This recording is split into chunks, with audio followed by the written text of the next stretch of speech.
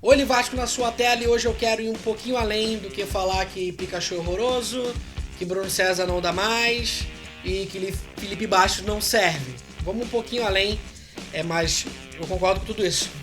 Vamos falar um pouquinho mais de cabeça fria, falar sobre algumas decisões técnicas e inclusive de gestão sobre esses caras. Cola aqui que eu tenho certeza que você vai gostar, já deixa aquele likezinho e se você ainda não é inscrito no canal, aproveita um segundinho, você se inscreve e a gente passa a fazer parte dessa família, beleza? Vamos pro vídeo. Bom, eu queria começar falando sobre Iago Pikachu e a gente fica torcendo muito para que essa comissão técnica esteja enxergando o que toda a torcida do Vasco está enxergando, que é o quê? O Iago Pikachu não vem bem.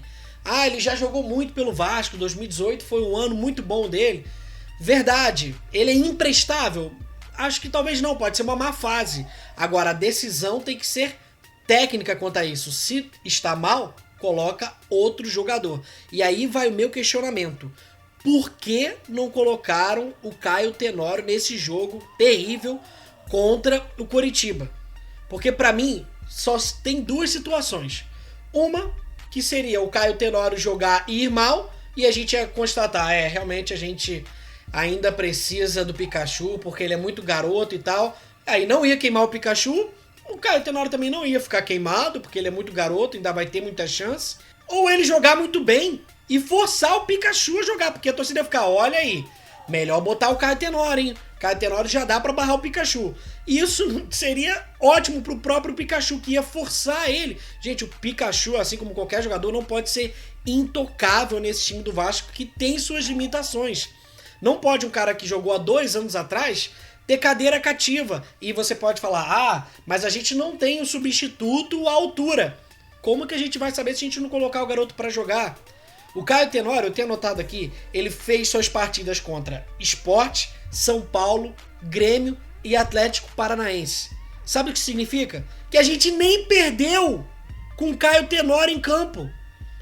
O garoto não comprometeu em nenhuma partida. Tudo bem, ele não foi o Jorginho, né, lateral direita, ele não foi um Felipe, um baita lateral que chegou e destruiu tudo. Não foi, mas ele foi um jogador razoável.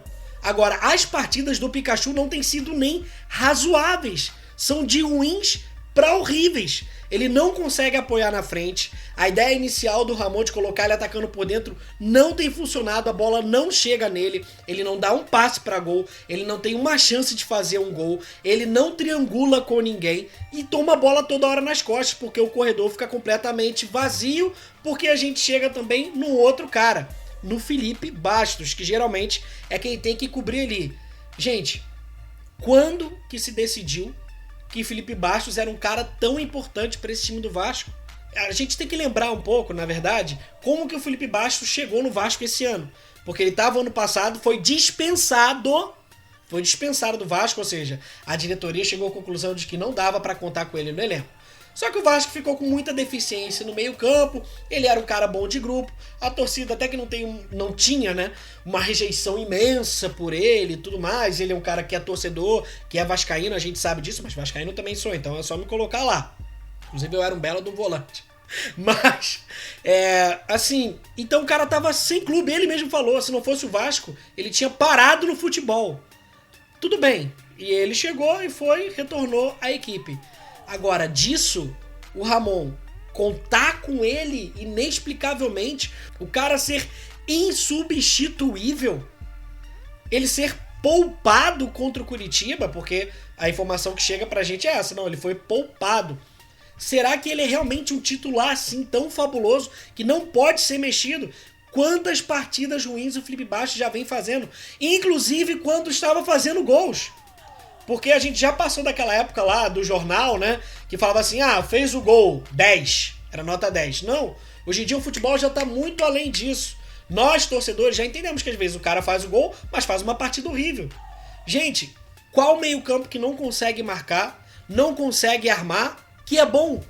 Ele não consegue acompanhar, ele não consegue ser importante taticamente, por exemplo, cobrindo o Pikachu nas suas saídas. Ele não consegue dar cadência de jogo como o Benítez faz. Ele não tem pegada na marcação e não tem uma qualidade de armação. Então, pra que você ter um cara desse na equipe? Principalmente sendo insubstituível e sendo uma liderança magnânima. Então, assim, não entra na minha cabeça essa vangloriação da própria comissão técnica de não, Felipe Bastos é muito importante, ele nem era pra estar na equipe, cara, ele já tinha sido dispensado. Ele voltou pro Vasco pra compor elenco. E assim ele deve ser tratado, para compor elenco. O Vasco não pode achar, a gestão do Vasco não pode achar que com o Felipe Bastos o meio-campo já está resolvido. E eu espero que eles estejam vendo o mesmo futebol que toda a torcida vascaína está vendo. Não sou só eu, tenho certeza que você também pensa igual a mim nesse quesito. E aí a gente chega a outro nome que não dá para entender, que é o do Bruno César. Porque vamos lembrar também como a história do Bruno César no Vasco, né? Ele chegou no início do ano passado como o grande nome do time do Vasco. Veio do Sporting, veio da Europa, ganhando muito bem, e como nome ali certo de ser o armador do time, de ser o nome pesado do time, isso eles acertaram. O nome pesadinho, né, que não consegue ficar fino de jeito nenhum. Ele chega e, claro, sendo o principal nome da equipe, joga mal. Enfim, é retirado da equipe. Troca-se o técnico, chega Vanderlei Luxemburgo, que normalmente dá muita moral para esses jogadores que têm mais bagagem, principalmente internacional. O que faz? Bruno César, para mim, é fundamental nesse time. Bota o cara responde? Não. Acima do peso? Sempre. Chega final do ano, Bruno César é banco eterno. Beleza. No início desse ano, a gente tem que lembrar que Bruno César estava afastado da equipe, cara. Ele estava afastado, o Vasco tentou vender ele para todo mundo e ninguém quis.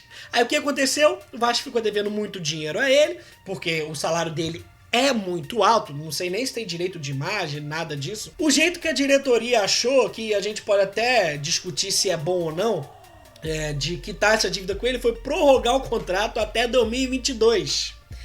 Mas tudo bem, pelo menos assim o salário dele ficou menor, né? Mano, empresta esse cara. Empresta já. Cara, se ele sair do Vasco hoje, eu tenho certeza que ele não vai pra nenhum time da Série A. Qual time de repente, Curitiba, né? Que é o pior time do Campeonato Brasileiro. Só o Curitiba talvez aceitasse o Bruno César, cara. Porque não tem condições. O cara já teve todas as oportunidades, com alta expectativa. Agora, voltou da pandemia, qual a expectativa que a gente tinha do Bruno César? Vamos ver, né? Vamos ver, se der certo, deu. E não deu mais uma vez. Ele não consegue correr em campo. Ele, assim, é showball, gente. É jogar 6 contra 6, 5 contra 5 em campo reduzido. Não dá pra ele ser o substituto de Benítez. Por isso que a gente tá dizendo que o Vasco sente muito a falta de Benítez, porque quem entra no lugar dele é Bruno César. Não tem como, o cara que já teve todas as oportunidades e não conseguiu aproveitar nenhuma. Eu acho que a comissão técnica do Vasco, Ramon, assume. Às vezes você não quer perder o grupo, mas tem cara que tem que ir pro banco. Não tem como jogar nesse time. É muito preferível... Mano, bota o Lucas Santos de novo de meia. Vê o que esse moleque pode render.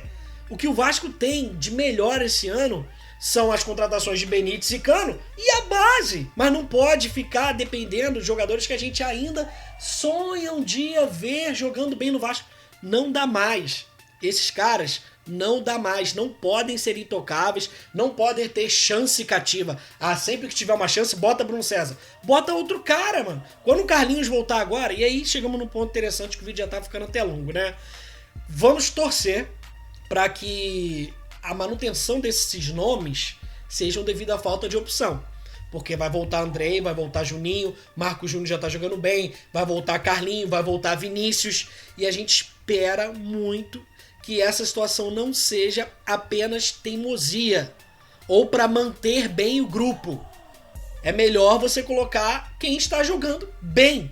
Então vamos torcer muito para que Carlinhos tenha mais chance do que o Bruno César, para mostrar por que veio. Que Marcos Júnior, por exemplo, tenha mais chance no lugar de Felipe Bastos. E que Caio Tenório tenha a sua chance. E se não tem, amanhã inclusive lança um vídeo falando sobre Antônio Valência, mostrando alguns lances dele. Contrata! Acha que da base não tem? E olha que tem, gente, Caio Lopes, João Pedro, são jogadores assim, MT, que tá jogando muito na base. Só se o Gabriel Peck, que tem 100 gramas de peso, o cara tá tendo chance na Série A já aí há um bom tempo, já no Campeonato Carioca, por que não sobe esses garotos? Sobe vendo o que vai dar, não deu, volta. Inclusive, Gabriel Peck já tá na hora de voltar também, um pouquinho mais de base. O garoto tem talento, mas não tem corpo, a gente vê isso claramente, falta mais manha para jogar contra jogadores mais fortes. Enfim, pessoal, eu quis ir um pouquinho além do que só ficar falando mal dos caras, mas as decisões que levam esses caras a estarem no Vasco. Isso pra mim é pior do que ter um jogador ruim na equipe. Por que esse cara tá lá? Esse foi o sentido do vídeo e se você ficou até aqui, deixa aquele like para esse vídeo chegar a mais vascaínos, se inscreve no canal para fazer parte da família Olivasco. Até o próximo vídeo e valeu!